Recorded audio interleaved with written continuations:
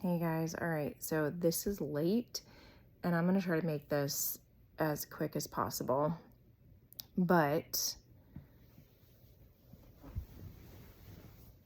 I have our Grieving Moms group every first Monday of the month, and I'm not sure how the conversation came about, but what I do know is that when I brought this up in the group, I could only think about bringing it to you guys because I know everybody either knows somebody who is dealing with grief or you've experienced grief yourself. Before I share this too, I want to say everybody experiences grief differently. I am sure too that depending on whether it was a brother or mother or child or spouse,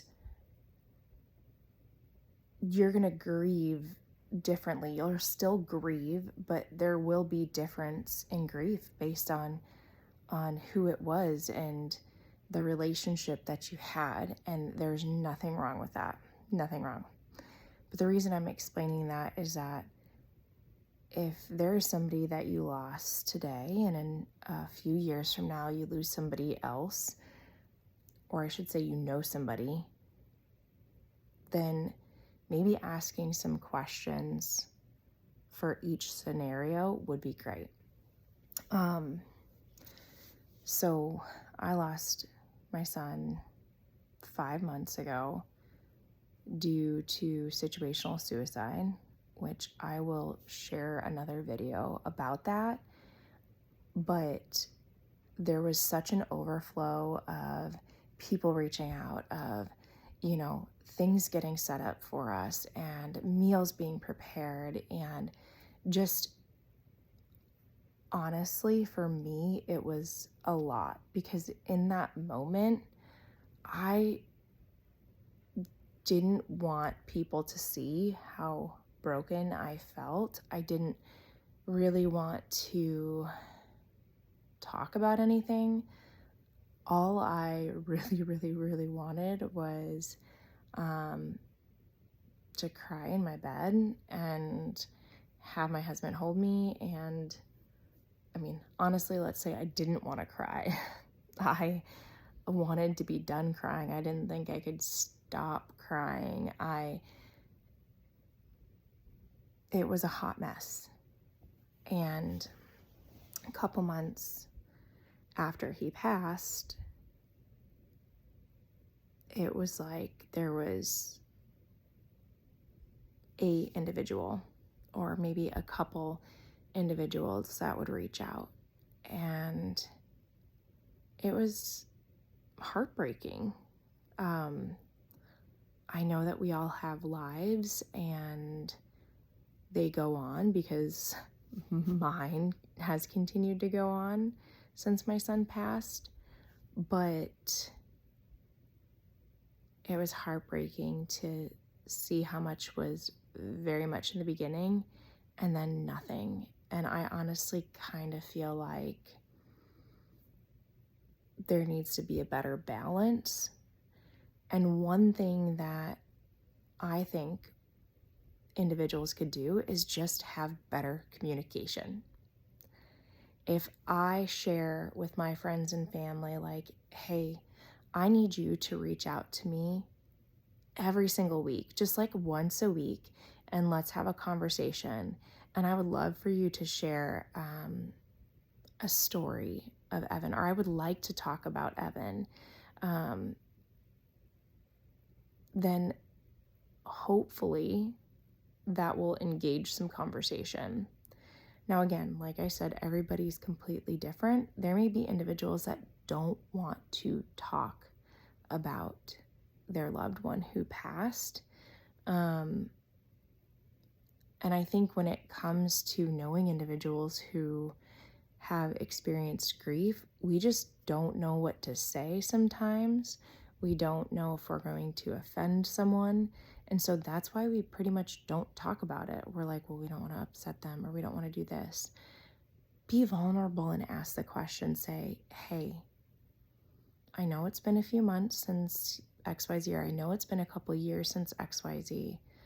Like, how can I show up for you?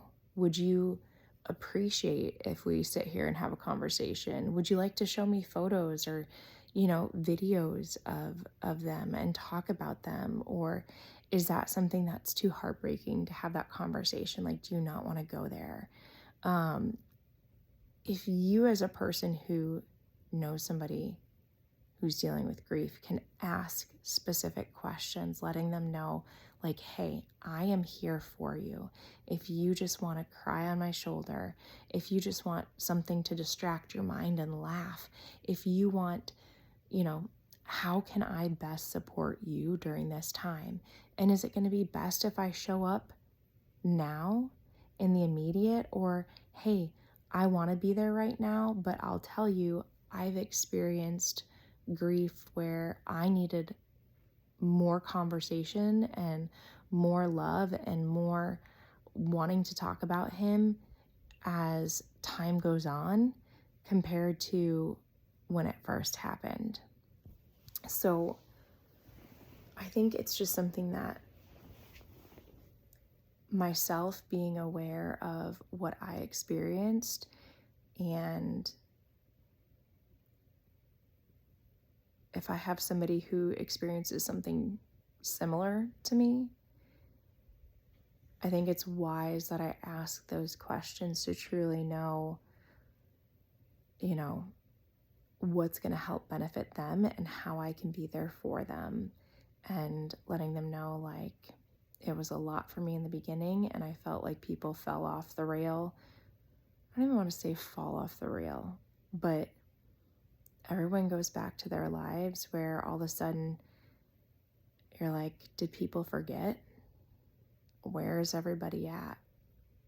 Why hasn't some of the closest people that I know reached out and checked back in on me? And you let I could let these lies continuously stir up so much cloudiness in my life and keep me in a depression, or I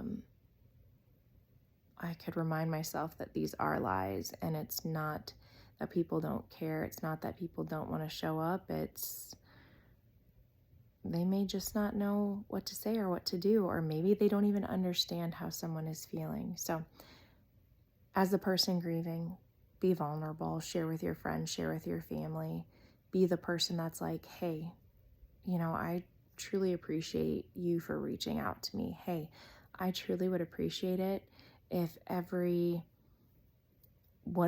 third of the month, would you mind just reaching out to me? And if they do it, great. Like, that's a friend there. And if they don't, then guess what? There's a lot of people out there that will be there for you and will understand what you're going through and help support you in any way that they can. So, all right. Love you guys.